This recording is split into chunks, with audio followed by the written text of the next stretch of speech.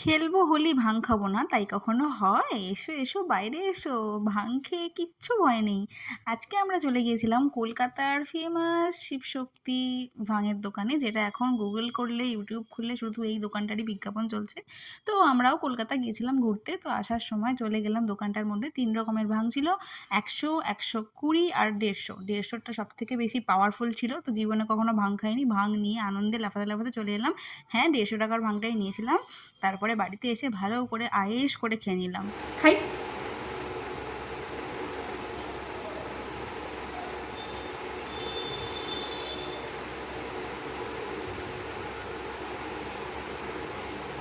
মিষ্টি দাও, মিষ্টি।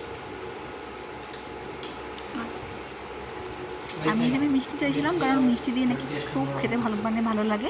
বাট মিষ্টি ছাড়াও হেভি লাগছিল। তো দেখা হবে পরের ভিডিওতে। টাটা।